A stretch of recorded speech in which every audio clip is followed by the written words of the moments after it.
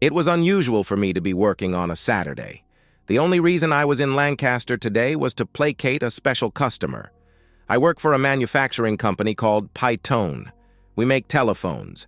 Not your usual phones, but industrial phones that will work in abnormal or dangerous surroundings. They are sturdy and explosion-proof. Our biggest customers are refineries, factories, oil platforms, and similar harsh environmental operations. Today, I had to solve a small problem at a large grain elevator, and I was already done. I was topping off the gas tank before starting back to Reading when I had a pleasant surprise. "Terry Harrison, what are you doing down here today?" It was Monica Whitmer, an old family friend. Monica and her husband Brian used to live just outside of Reading, and we had socialized on several occasions. It had been a while, and it was good to see her.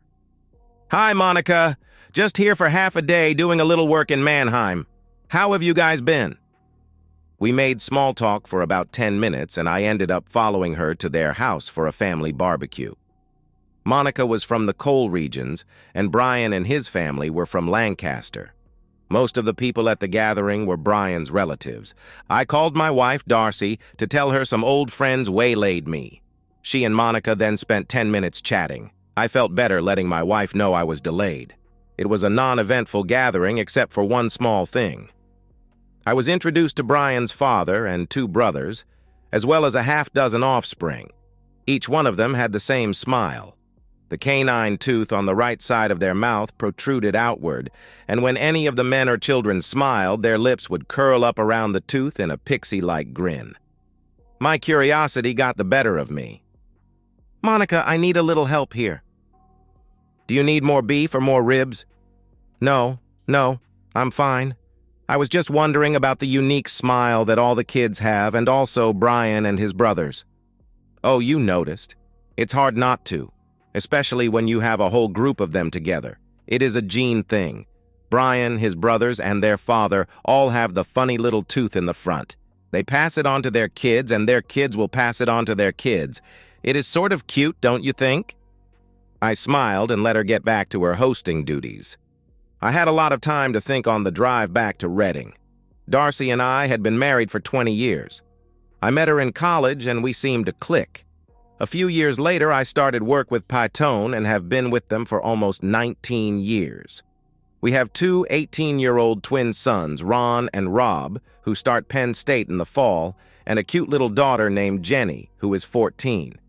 We were counting on the boys getting student loans and grants to pay for their college, and hoped Jenny would do the same. Darcy and I had a good life, a comfortable house, and 2 nice cars. I would have vested rights in the company pension plan in 2 years, and we had a nice retirement account set up. The company had asked me to relocate several times over the years, but Darcy was dead set against it. Other than that, we got along fine. Our intimate life was good, if not exciting, and there seemed to be no problems in our marriage or relationship until now. Darcy had a light supper ready because she knew I would not be able to eat much after the barbecue. She asked how everyone was and expressed her regrets for not being there. Jenny sat across the table eating quietly. The boys were off somewhere doing whatever it was that boys their age did. Everything was okay until Jenny looked up and smiled. Her right lip curled over her protruding tooth, and she looked like a little pixie. I lost my appetite completely and excused myself from the table. There was no doubt in my mind that Jenny was Brian's daughter. It was about the time that Darcy got pregnant with Jenny that our intimate life and our relationship in general started to cool down. Darcy never denied me intimacy, but the spark and the passion were missing. I assumed it was a natural thing and didn't dwell on it too much. I had gotten used to the mediocre lovemaking and expected it would stay that way for the rest of our lives. I wanted more and would have enjoyed more, but did not want to become a nag about it. Now it all became clear on a different level. From her frequent trips to Lancaster over the past 15 years, I could only conclude that the affair was ongoing. I do not have a confrontational nature, but I felt I would have to mention it to Darcy, and I was hoping I could do it in a civilized manner. Hundreds of other questions started to form in my mind, and by bedtime I was a complete wreck. I told Darcy I wasn't feeling well from all the greasy food and slept on the sofa that night. I spent the whole next day in the garage working on unnecessary projects that I had let go for too long. I was trying to kill time and think. The possibilities were endless. I had to take some action, and it had to result in some sort of satisfaction. I wasn't prone to revenge, but I did want to limit any chance that my actions would somehow benefit Darcy and her lover. My first consideration was taking care of the boys. Even though Jenny was not mine, I still loved her and didn't want to do anything to hurt her. While I didn't want to hurt Darcy, I also wanted to make sure I didn't end up supporting her and Brian for the rest of my life. I knew for a fact that I didn't want to spend any more time with Darcy than I had to. Her reaction at the time of the confrontation would probably determine what I would be doing in the next few days. I decided the best time would be after Sunday supper. Darcy was a pretty good cook, and supper that night was great as usual. Ron and Rod excused themselves before dessert to go see some friends. Jenny finished her dessert, and after she went to the living room, it was just Darcy and I sitting with coffee. "Something has been on your mind all day, Terry? Want to tell me what it is?" I guess I was being a little obvious with my brooding.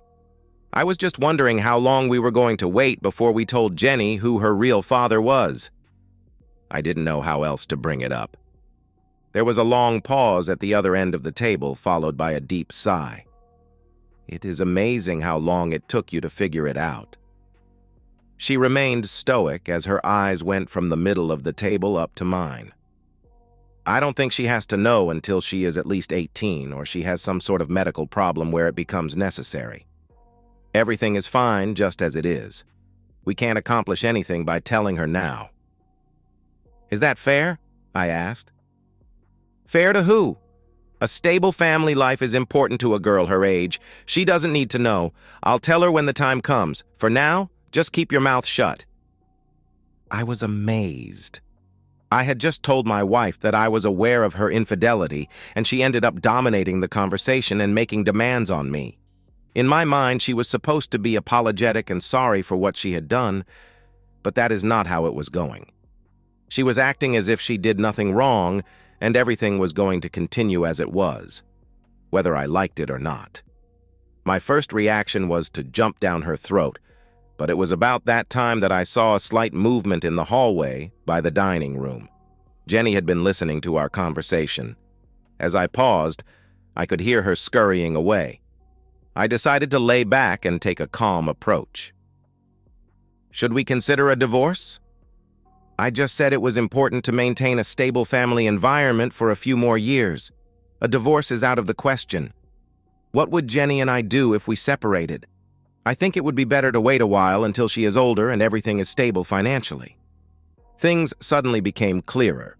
In 2 years, I would have vested rights in the company retirement fund. In addition to part of my salary, Darcy would also be entitled to part of my retirement plan when she turned 65. The cheating woman was planning ahead, way ahead. I had a lot of thinking to do now. I sat still, saying nothing. At least we don't have to endure the pity intimacy anymore. That is a relief. "What are you talking about?" "For the last 15 years, I have been having intimacy with you whenever you wanted it, so that you would not become suspicious. It went on a lot longer than I thought it would because you were so damn slow in figuring it out. At least that is all over now. We don't have to pretend anymore. I will probably be taking more trips to Lancaster from now on also." I sat for a few more minutes and neither of us said anything. "I'll move my stuff in the guest room while you and Jenny do the dishes. I don't want to impose on you any more than I have to." "You're acting like a spoiled brat, Terry. We can share the same bedroom without having intimacy. It is better for the kids." I didn't reply. The guest room had a sofa bed that was uncomfortable as hell, but I didn't have to sleep with the cheating woman anymore. I was up and out of the house before anybody else had even stirred. I didn't want to have to answer any questions about the sleeping arrangements with the kids. After grabbing a quick dinner breakfast, I headed for work. I was lying awake most of the night making plans. It would be a busy day. My bosses at Python were more than happy to talk to me. I spent the entire morning adjusting and readjusting arrangements before cleaning out my desk and leaving for lunch. As I was finishing off a large steak sandwich, I realized that I was smiling to myself like an idiot. Things were off to a good start. I spent the rest of the afternoon at the bank, my insurance agent's office, and job hunting. I got home at about 3, which was unusual for me. "What the hell are you doing home so early?" "I quit my job." "What? You love that job. Why in the world would you quit?" She paused for a second, waiting for a reply that didn't come. "Are you still upset about last night?" "No, I just decided I was working too hard and wanted a change. I got a new job at DS Brown's starting tomorrow." "The feed mill? What the hell are you going to be doing working at a feed mill?" "Loading and loading trucks and freight cars. No hassles and no responsibilities. I am hoping to lose a little weight also." "That's the stupidest thing I ever heard of. How are we going to pay for the boys' college? That job can't pay more than minimum wage. I don't understand what got into your head. What happened to your pension?" "Gone. I needed 20 years to lock it in and didn't have it." "Did you get severance pay? How about your vacation pay and sick leave?" No, and no. In order to get accrued sick leave or vacation pay, you have to give 60 days notice. You only get severance pay when they lay you off. I didn't give notice, just quit and walked out. "What about the boys' college?" she asked. "No problem. The bank will give us a second mortgage and we can get enough to prepay 4 years for both of them. They can still apply for some grants or loans if they have to." "And just how do we make the 2 house payments?" "I figure with the boys gone, the house will be too big for us anyhow, so we will probably end up selling it." "You have lost your mind." Darcy shook her head in disbelief at what I had done and walked away. A sense of pride and accomplishment overwhelmed me. My plan was underway. For the next 2 months, things got worse between Darcy and me. My relationship with Jenny, however, improved. Jenny had become a perfect little daughter, even though she wasn't mine. I wasn't really sure how much she overheard the conversation Darcy and I had. The second mortgage on the house went through with no problem, mainly because I had it all pre-arranged. Every dollar went straight to Penn State to prepay tuition for Ron and Rob.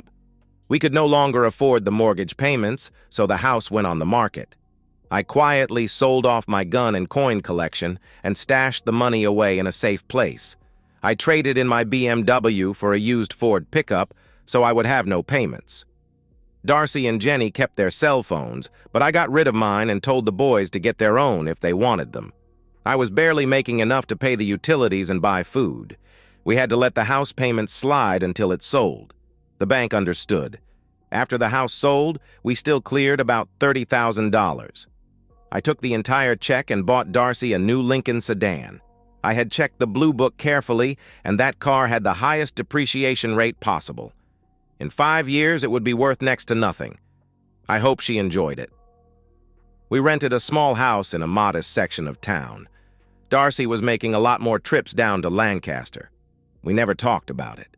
I was trying to save a little off my salary, but it didn't amount to much. Darcy didn't know it, but all the life insurance policies had been canceled or cashed in. That money went into my secret account also.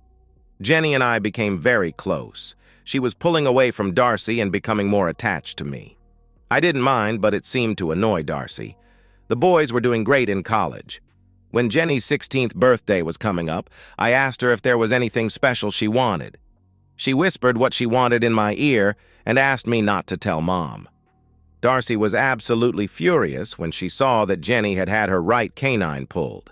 Because of the way it was growing, the dentist was able to remove it without leaving a space where it should have been. There was a small sore spot on her gum where the tooth came out, but he said it would disappear with no scar. Jenny was thrilled. Darcy didn't talk to me for a week. I thought it was a great present. I lost almost 30 pounds at my feed mill job. If the light was just right, it looked like I actually had abs. I think I was fooling myself, but it felt good to dream. The first few weeks I was sore, but as time went on, it felt good to get some exercise. Jenny was in her last year of high school now, and we became best friends. It was her choice, not mine. But I was flattered. Like a bolt out of the blue, Darcy changed from sullen to happy. She was perky and bouncing around like a little girl. I put up with it for a few days and then cornered Jenny. "What the hell is going on with your mom?" "I'd rather not talk about it. She is being disgusting." "What does that mean?" I asked. "She found out 3 days ago that Monica Whitmer has cervical cancer. The doctors say she has less than 3 months to live. Ever since Mom found out, she has been giddy. I think it is horrible that she is getting so much pleasure out of somebody else's grief. Monica never did anything to her, and she is being a real about it." "It's not nice to call your mother a I replied. "I don't know what other name would be more appropriate right now." Unfortunately, I had to agree with Jenny. Now that I knew the source of her elation, I felt the same way Jenny did. It was a struggle to put up with her and keep my mouth shut at the same time. I worked a lot of overtime and spent much time away from the house. Sometimes Jenny would go with me, and we would just wander around the mall for hours. We didn't want to go home.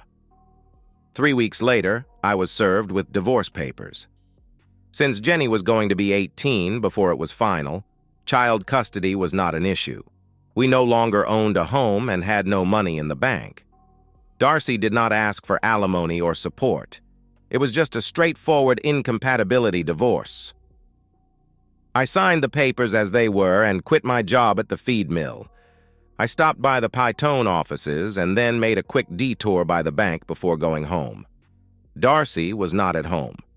Jenny said she went to Lancaster to console Monica for a few days. We both snickered a little at that. I gave Jenny an envelope with $10,000 in it. I apologized that it wasn't more, but promised to send some at a later date. I explained that I had to leave and that she would be fine with her mother. She was not happy, but helped me pack the truck anyway. Darcy could take care of whatever had to be done about the house after I was gone. I had no idea what Jenny's plans were after high school. Jenny volunteered to tell the twins about the separation, but she said she could not be unbiased. 6 weeks after I left, Monica Whitmer died.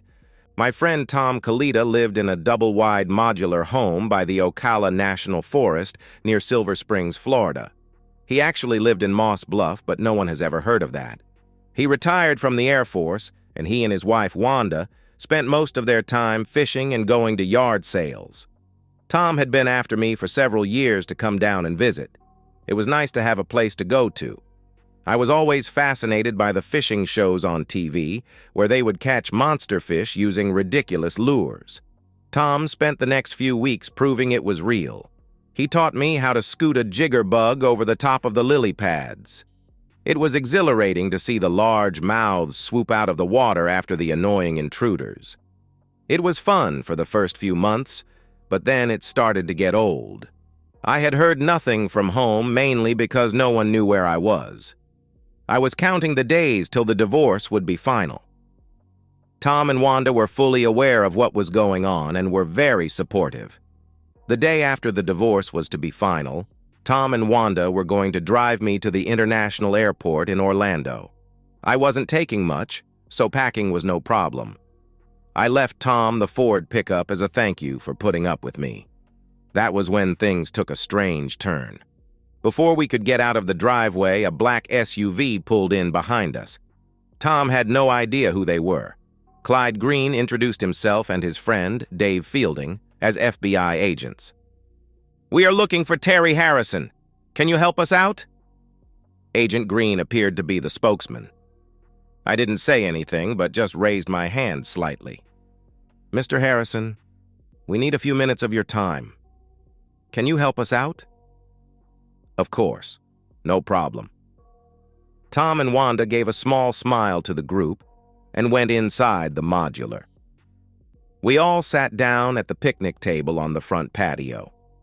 Clyde placed a small recorder and notebook on the table. "Tell us about your trip to Lisbon, Mr. Harrison." "No big deal. I am starting a new job, and the job is in Lisbon." "Why at this time?" "I am guessing that you probably know my divorce was final yesterday. I was delaying the new job until after the separation was final. Is there a problem with that? No, not at all, just trying to verify a few things. Let's cut the crap. Why the hell are you here and what the hell do you want? I have a plane to catch and don't feel like playing cat and mouse. Get to the damn point. Green and Fielding looked at each other and shrugged. Green closed his notebook. Brian Whitmer was killed yesterday afternoon by a car bomb. Due to the circumstances surrounding your divorce, we decided it was important to talk to you. Wow, great timing. Well, as I assume you know, I have been here for the last 3 months, and Tom can verify that. I have no knowledge of explosives whatsoever, and to tell you the truth, I really had no reason to want Brian dead. As far as I was concerned, he was doing me a favor. I wanted to be rid of the cheating woman and couldn't wait for it to be over. I do not in any fashion resent his affair with my wife. I am a little pissed off that I spent 16 years paying to raise his child, but not enough to kill him. The timing, however, is very interesting. We know who planted the explosives, and we know it wasn't you. What we need to know is if you paid to have it done, and if you know the person who did it.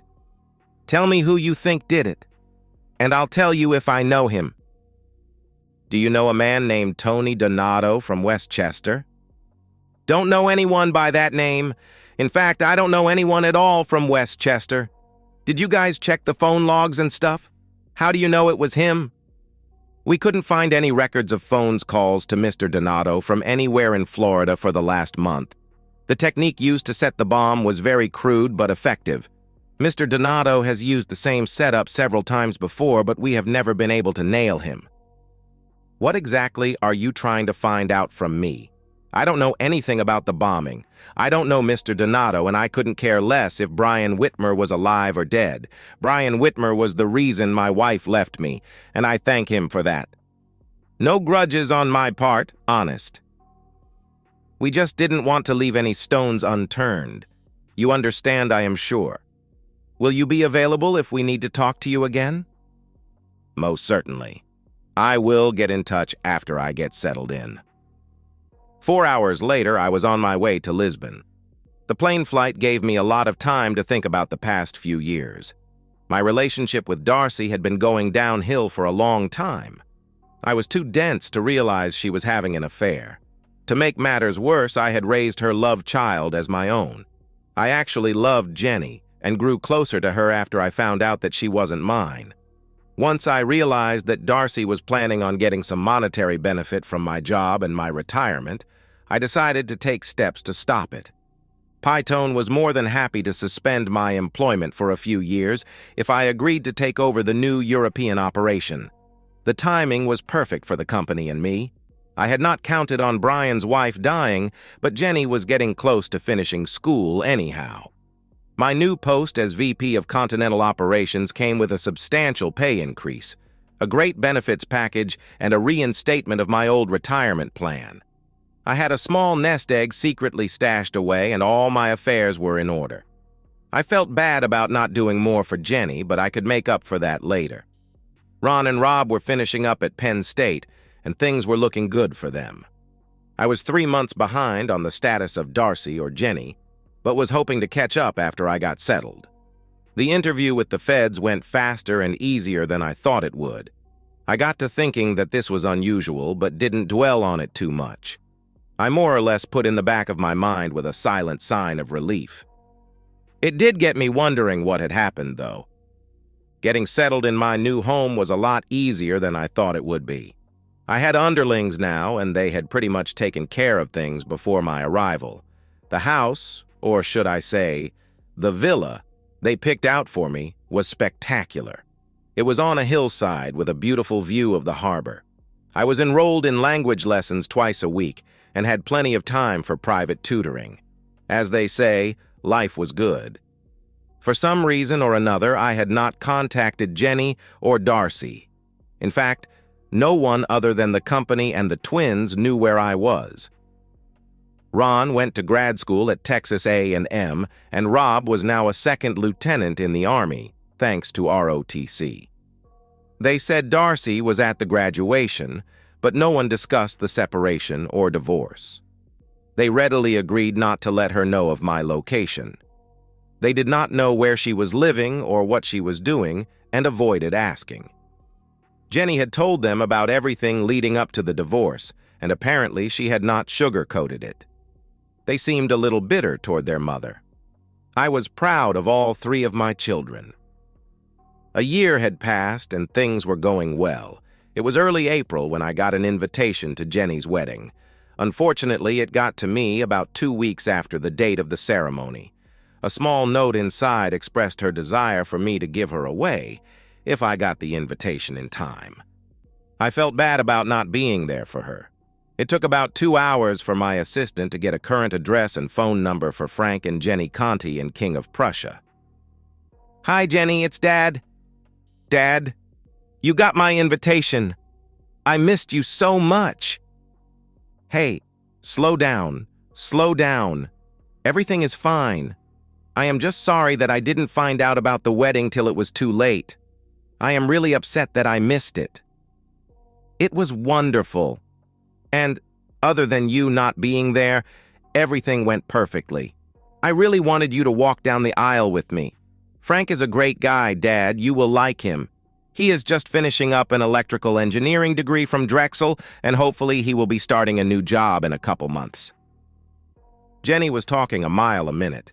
She seemed as excited about talking to me as she did about the wedding. I was happy for her. "I didn't get you anything. What do you need or want?" "I need to see you and have you meet Frank. Can you come home?" "Not right now, but why don't you and Frank come visit with me? I have a wonderful place and plenty of room. I can arrange for tickets if you guys can figure out how to schedule it." "Okay, that sounds great. Can I call you back tomorrow? Give me a number. I love you, Daddy, and I miss you. I can't wait to see you. I will make this work, don't worry." Jenny's new husband was everything a father could wish for. He was good-looking, apparently, hard-working and ambitious.